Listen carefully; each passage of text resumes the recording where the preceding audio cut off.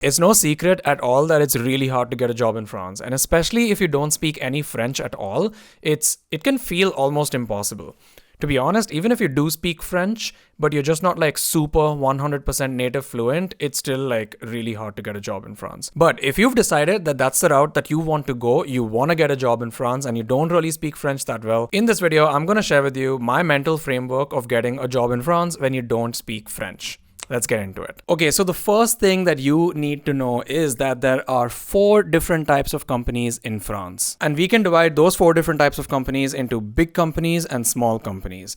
Now, when you have big companies, there's essentially 2 types. One is headquarters and second is regional offices. When you talk about regional offices, that's essentially big companies like Apple, Google, Meta that have offices in France. Those offices are not headquarters, those are regional offices. And those are usually sales offices which exist to sell to the French market. So essentially, the entire purpose of that office existing is for that company to sell to French people.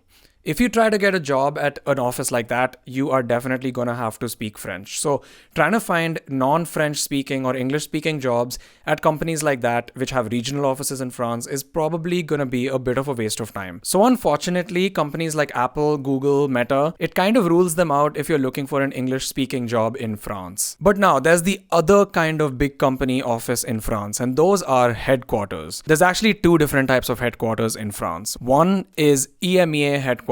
Essentially, those are offices that oversee all of the work in the entire Europe, Middle East, Africa region. There are a few EMEA headquarters in France, but those are primarily in like beauty companies. For example, Estée Lauder is one that has an EMEA headquarter in France. I actually did an internship at the Estée Lauder EMEA headquarters, and I did that internship entirely in English. And then the second type of headquarters are global headquarters. So that's essentially French companies that have their global headquarters in Paris or in France somewhere. The biggest and best example of that is a company like L'Oréal. Other examples are Pernod Ricard, Danone, and basically any French big company that is a global company and has a global headquarter in France. The good news is that if you're looking for a job in a big company, if you find companies that have their headquarters in France, whether that's an EMEA headquarter or a global headquarter, there's a very high chance that they will have English speaking jobs there. Because essentially, if it's a big global company, they have a big global market, they're working with international people, they're working with people all over the world, and so they need people that speak English. I know this for a fact that L'Oréal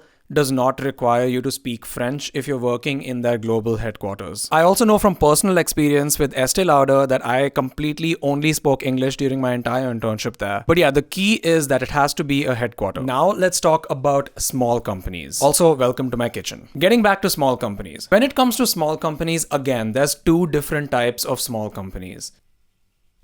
Alright, it's straight now. Also, by the way, when I talk about small companies, I'm talking essentially about startups. Alright, so the 2 different types are 1, a startup that sells to the French market. That's basically the kind of company whose customers are all French. And it's essentially like a very locally based company. So companies in fintech, for example, the big example of that is Lydia. Also companies like Garant.me, companies like Le Bon Coin.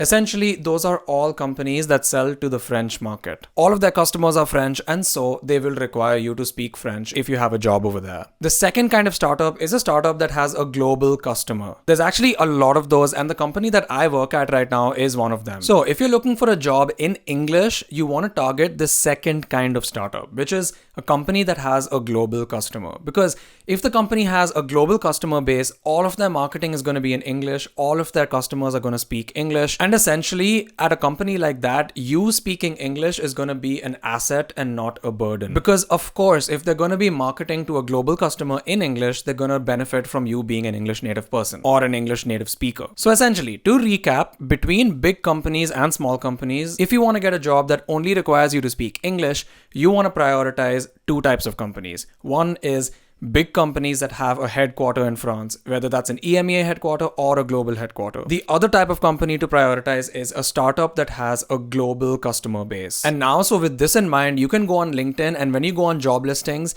you can try to basically identify what type of company that is. You can also try and search for companies specifically that meet this criteria. Make a big list, go on LinkedIn, network with people that work at those companies, look at job listings at those companies, so on and so forth. Essentially, for me, once this became a bit clear to me that, okay, this is the strategic way of looking for an English speaking job in France. I started looking for jobs only at companies like that. And to be honest, it's not a small number of companies. I actually think there's a pretty reasonable number of English speaking opportunities in Paris, only if you know where to look for them. Alright, so there you go. I hope with this quick little video, you have a better idea of where to look for an English speaking job in France. And if this video helped you out, let me know in the comments below. And also let me know if you want me to make more videos just like this one.